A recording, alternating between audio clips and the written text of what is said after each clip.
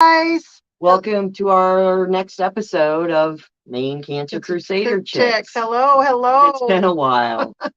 It has been. a We hot took minute. a little bit of a vacation, huh? We took a little hiatus, and apologies for that, but life happens, and it's just good to be back. Yes, it is. It's good to be back. Some normalcy. Yeah.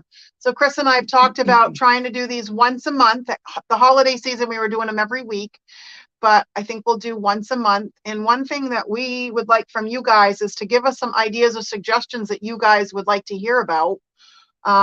This is for you guys Yeah. as much as it is for us. Right. We want to hear from you. If you'd like to come on and join us either live, or we can stream you in on a video chat as well. So we want to hear from fellow cancer peeps, and find out how you're doing, but to get your story out. I think it's liberating to tell your story and get it out, so you're not carrying that weight on you. Yeah. So the main reason, I guess, we probably should talk about why we started this video. Yes. And kind of maybe if there's any new people on, because it's been a little while. First of all, Chris and I both are cancer survivors. Stage 4. Stage 4. She's pancreatic and I'm colon. And we decided that we wanted to kind of try to help out our community and start doing live videos to provide support to people in our area, talk about things that we can do to help, talk about tribes, talk about, ways to just get through things. Just topics that involve a cancer diagnosis. Right. I think that there's a lot of things that come along with that, and most people don't talk about it because, some people think you can catch it. Some people just, if it's out of sight, out of mind, you don't talk about it. There's nothing really going on. Right. Yeah. So. And resources. Resources is a big one. Everybody needs help with resources, especially now. Things have been, with finances, I know a lot's going on. Everything's so expensive right now, from gas to rent. I mean, my rent has gone up $150 in the last year and 5 months. And that's a lot. I still live on disability. And so on a fixed income, finding those resources, and so all these things lead to, your food bill goes up because those are astronomical too. So, it really, right now, it's hard to, to make ends meet. Hi, Kelly. Hi, Thanks Kelly. for joining. Good to see you, my friend. Yeah. So how are you? I think it's just good to connect with people because, food resources, there's a lot of food pantries that need help stocking with stuff, but also people to utilize it. So, and there's just so much going on right now. Yeah. So that's why Chris and I are here. We've just, her and I both known each other for a little over 3.5 years, maybe. Yeah. When I got diagnosed, I met Chris shortly after that, and she's been a huge inspiration in my world and has helped with a lot of things. And so since then we've become great friends. And, we thought, she came into my store one day and was like, during Christmas time when we were collecting gifts for the kids with cancer, so for people with cancer, she's like, I've always wanted to do a podcast and I really would like to do something like that. And I'm like, well, let's do it. So here we are. Here we are. So we've been doing it since, I want to say, before Thanksgiving. Yeah, right before the holidays. We started every week, and because the holidays are can be a tough time. Yeah, wicked. And so we just wanted to say, the best thing for us is if you guys can share our video. If you know somebody that is battling cancer, a caregiver, or something like that, and they need someone to talk to or have questions about certain things, send them our way. You can private message us. Also, the Purple Iris Foundation has a messenger area where we could send questions. Yeah, most definitely. Messenger, Facebook, Instagram. We're pretty much on all social media things. Or message us if you know us. Just message us and say, hey, this person could use it. use some uplifting or Right. just camaraderie at this point, Absolutely, because yeah. not to feel alone. Hey, Hi, Jessica. Jess. How are How are you? you? Hey, your earrings are beautiful. Thanks, Kel. Thank you, Kelly. We enjoy doing this. I've missed doing this. Yeah, Can't remember what I was saying now. it's okay. So Chris actually has had a couple of injuries in the last few months. She hit her head on the ice. So that's one of the reasons why we've kind of been. Yes. So yes, I hit my head and I slipped and my head caught me. And so if I just go off and lose what train of thought, that's what's going on. So just to be just open on that, it's a challenge that I'm looking forward to conquering in a little bit of OT and things. So, but you also had an appointment. We haven't really touched base. I mean, we have, but Right. not on here. I'm sure everybody would love to Yeah. hear how that went. So I went to Boston in January and I had my follow-up. I go every 3 to 5 months. It was more 3 months, but he's trying to get it to 5 right now. But my CAT scans and everything came back amazing. So there's still no signs of cancer. Yay. So I'm pretty excited about that. It's been a journey. This last appointment was probably one of the hardest appointments that I've ever had. Anxiety? Yeah, emotionally, mentally, just there was so much. And I'm in therapy, I'll be honest. Good for you. And I was talking with my therapist about it, and I'm like, this was probably the hardest appointment because I try not to be negative, because I'm a pretty positive person, but I was so scared about this one appointment, and I didn't know why, and then I figured it out. What I figured was because of all of the holidays and everything that had passed, with COVID and everything going on, and I'm a person to be out and about, do things, I like to come in and help in the shop. It gets me happy seeing people. My son's in daycare, and for several months, my son was out of daycare. And I actually pulled him right before Christmas. Well, actually, the whole month of December, he didn't go to school at all until like the middle of January. And I kind of figured it out. I was at home all the time because either my son was on quarantine or I had just pulled him out because I didn't want him to get sick with COVID before the holidays. Mm-hmm. And we were going on a vacation that had been prepaid 2 years ago. And we couldn't go because of COVID. So I had so much thinking to do. Even though my 5-year-old keeps me super busy, mentally, I kept going back to the cancer. And I'm like, oh my gosh, what's going to happen if? Oh my gosh, what if? And then if I had like a little pain here or a little itch here or, oh, what is that? That is all real. And it is the scariest thing. And PTSD from cancer is a real thing. And it was so hard. And when I went to that appointment, when I saw my doctor, he looked at me and I knew immediately that everything was good because he has this certain smirk that he puts on his face. And he's like, Crystal, he's like, you're doing amazing and your scans look great. And immediately felt 100,000 pounds weight off me. It's an amazing feeling to have that lifted. And so my goal right now, and I've been talking to my therapist about it, is I'm trying not to really think about my cancer as much. I'm a new person. I'm Crystal. I'm not cancer.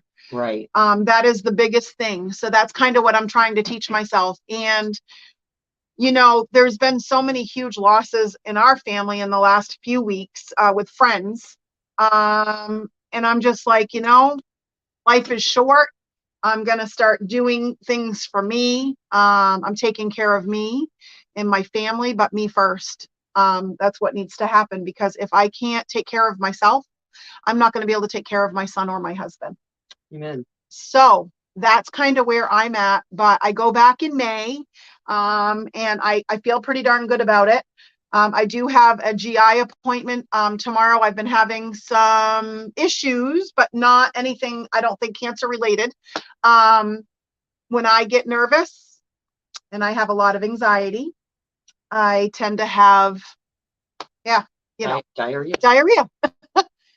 So I'm just doing it for a precaution, but I know that everything is going to be good.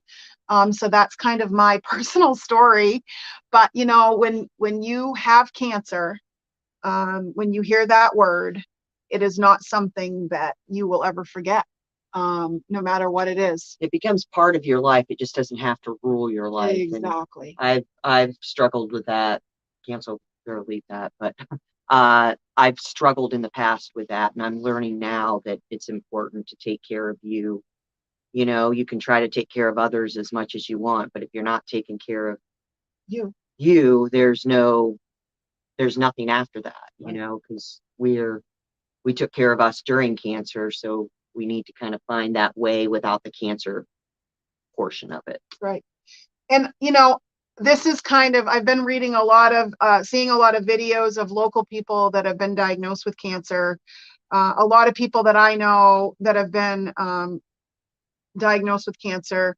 And one of the biggest things that I want to say is please, please advocate for yourself.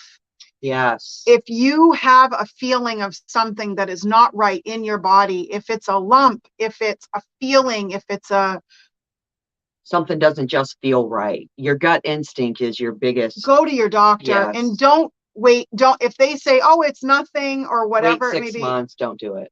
Just go and get a second opinion, please. That's the biggest thing that I think out of any interview I've done is a second opinion, even a third opinion.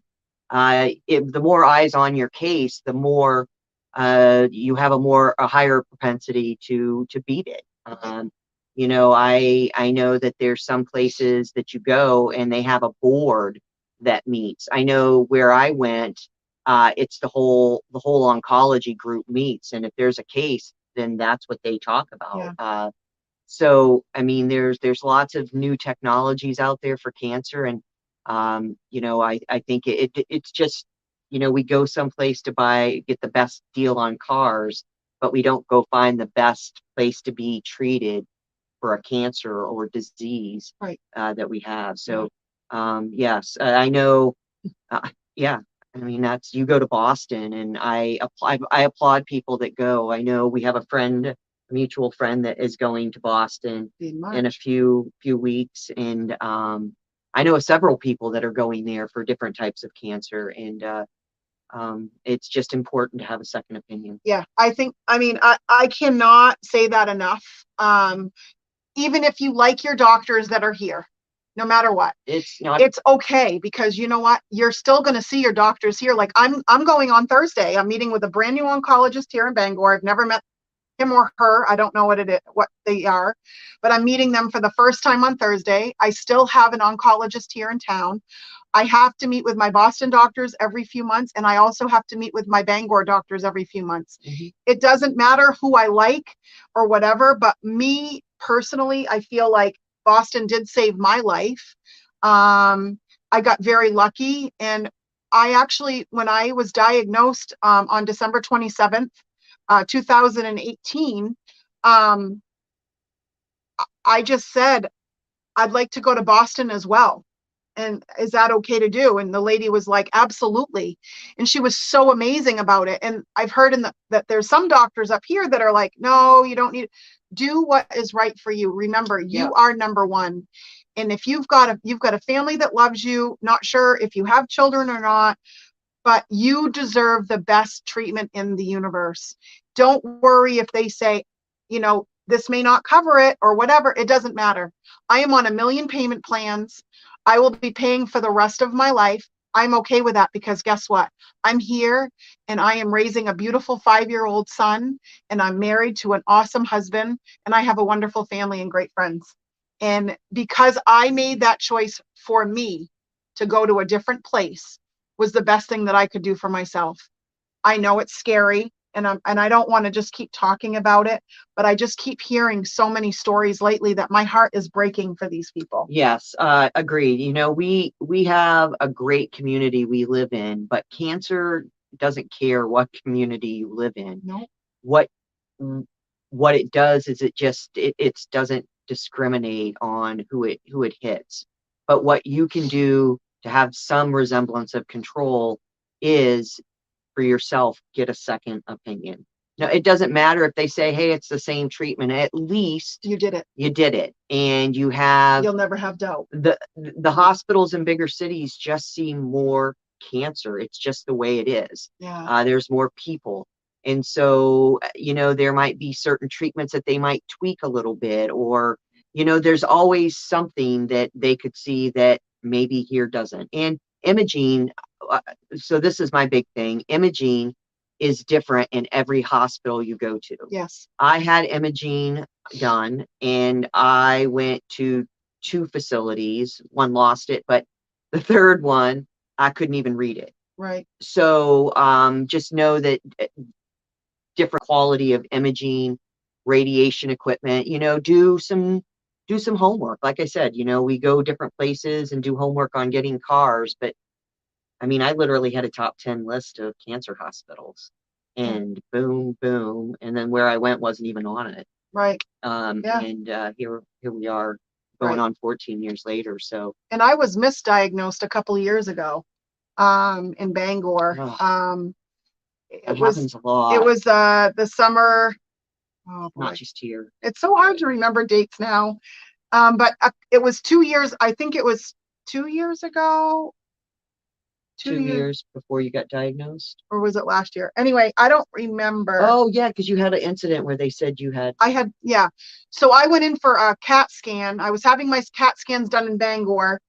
And I went in for an appointment, and the radiologist in Bangor and my oncologist both called me on a Thursday afternoon to tell me that I now had bone cancer. And it was a misdiagnosis, but they didn't say that to me. They told me that I would start radiation that following Monday. And I'll never forget that night, because that Thursday night, I was giving my son a bath, and I couldn't stop crying. I was like a complete, and my son looked at me and said, Mom, why are you crying? And I said, because you make me so happy. And just trying to figure out, oh my gosh, I'm going to start radiation on Monday. What does this mean? And the very next day, I remember talking to my Bangor doctor, and I said, I just want to know, has my stuff been sent to Boston yet? And she said, no, I haven't had time to do it. And I said, well, I expect that it not be done within the next 24 hours, because this is a huge deal. And they were sent, and by noontime the next day, my oncologist from Boston called me with the most amazing news in the world, and said that him and his whole entire team got together, and that they were 99.9% sure that it was not cancer. Well, let me just tell you what, from being diagnosed and starting radiation on Monday to not having it at all is a huge deal. And I personally feel that that was God saying, Crystal, you did the right thing on going to Boston, because I could have started something that I did not need, and my body may not have tolerated it. Regardless, it doesn't matter.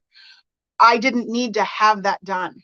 And because I was in Boston and I had the care of Boston, my life is in a different spot. Right. Because yes, exactly. Exactly. It's always that second set of eyes. And I'm not saying so glad I'm glad you advocated for yourself. And that's it. And that's the thing that's hard, I think, is that there's so many people out there that can't advocate for themselves. And I know how hard it is. And when people think of going out of state, or it doesn't even matter if it's Boston or not, it can be anywhere. I go to Chicago. I go 40 minutes north of Chicago in a little town called Zion, Illinois. And I found the place of all things on a TV commercial, Cancer Treatment Centers of America. Yeah. It wasn't even on my top 10 list of places to be treated. And that's where I ended up going, because they told me they'd fight with me. My type of cancer wasn't, and still isn't, one of those that you usually have a huge success with. And I'm still here. Right. And so, sometimes it's just you just taking that leap of faith and going, this really feels right. And, a doctor that you work together with, and not one that just tells you what you're going to do. And, Right. those type of relationships, that it's about a relationship you have with your doctors, nurses. So there's so many things that go into it. And, you just got to advocate for yourself, because you got to remember you're number one. I could go on and on all day about how I feel about that, but well, I think it's just a valid point. You get the diagnosis and they just throw you into chemo. But what people don't tell you is you have to take care of you, even through that. Like, find your way, find some sort of, like, how do I, how do I even face this? Like, I know I was scared to death going into chemo. Like, I thought it was just going to be this Mountain Dew looking stuff that was toxic, and I'd have to get a port, which I never got. All these things scared the living daylights out of me. And, but I had to put my big girl pants on and just do it. right. I had to do a really harsh, not harsh, but it was life-saving treatment. But it was like a heart catheter for 15 hours strapped down. How do you even reconcile that? Right. So there's so many things that you have to wrap your head around real quick. For me, like, have somebody to talk to. Like, I'm thankful that we went on our walks and we had people like you and, um, um, you know who I'm talking about. Mary, well, just our little group of friends. Yeah. But then the gal that has battled cancer as well. Jessica. Yeah, yes, Oh, Jessica, Holly. yes, and Holly, that we had a good support, where we could talk about those things. So I think that's important to have, is find people. I found a lot of people at treatment, Yeah.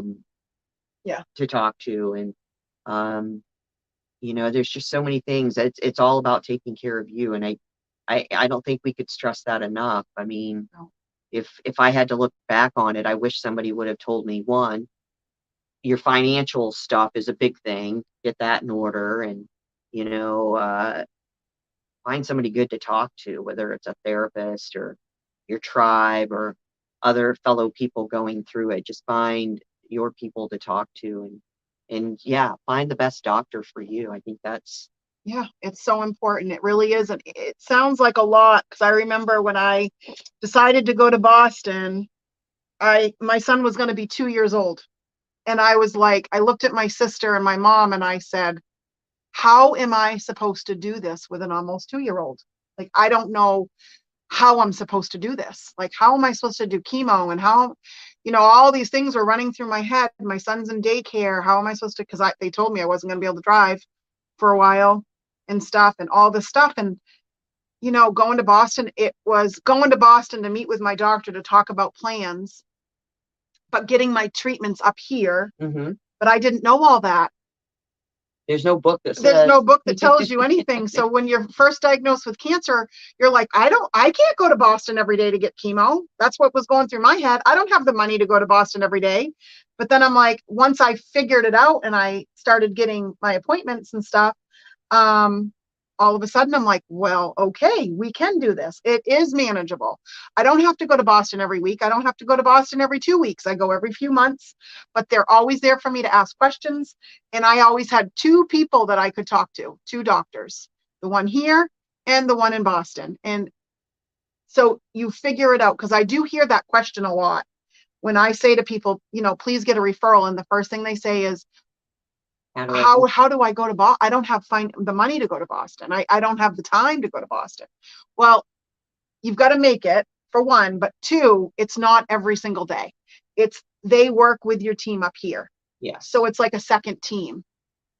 Let's see, I attend a young support group through the Dempsey Yes. Center. Yes, Jessica. Yeah, the Dempsey Center, yeah, great. They are definitely a great support. Where is that through, Jessica? Is that through the Lafayette Center here in Bangor? No, No. Just through the Dempsey Center. Just through the Dempsey online. Center. Oh, okay. It's online, I believe, Jess, right? Or they do have in person as well now. I think they started that up. But the Dempsey Center has great support services for support groups. I do believe they can hook you up with a counselor, art therapy. They have great groups for kids as well. And they just a great resource. So nice. thank you, Jess, for that. They help people all over the world. So that's, with their online presence, that's a great thing. Yeah, absolutely.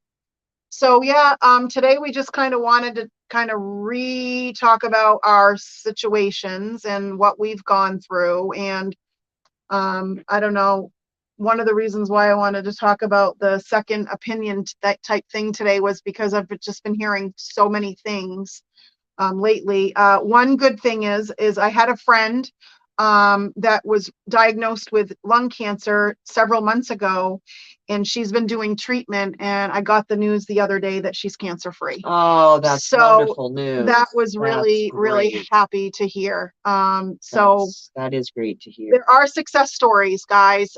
Me and Chris are one of them. We're, one of each. She's one and I'm one.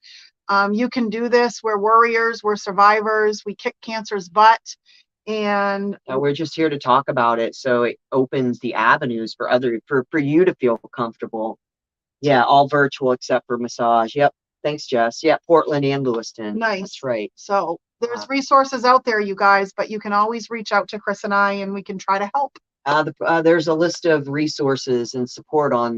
Thank you, Nat, for that, and thank you, Nat, for all you do. So a list of resources for support on the purpleirisfoundation.com. Yeah. And make sure to go over to YouTube and give us a like. I think we're up to 5 subscribers. Ooh, so I'd like to see us up to 25. So if we can share this and just go over to YouTube, just put in Maine Cancer Crusader Chicks. You'll see our lovely little faces that Nat created for us. And we'd appreciate your support there. So, and remember, second opinions, and be your own best advocate. Yes. We, the Purple Iris Foundation, if you live in Maine, we do financial assistance up to $500 one time per year. But there's other resources as well. The Joanne Drewsy Foundation, they do about $650 to $800. I'm not sure. But like I said, all those resources are on our purpleirisfoundation.com page. So we appreciate you guys joining. We'll see you guys in about a month. Yes. So keep watching. Please share. Let people know we're here. Yeah, share away. We'd really love to hear from other survivors, thrivers, caregivers. We'd love to hear about your story. If you're currently battling and just want to come on live with us and chit chat, we'd love to have you. So, thank you, Lori. No, I was here. We were both left here for a reason. We survived for a reason. So I do believe that. Yeah, there's always a reason. So thank you, people. We'll see you all in a month's time, and it's great to be back. So it's great to see you, my friend. I know. Me too. So we'll catch you later. Have a great day. Bye, guys. Bye.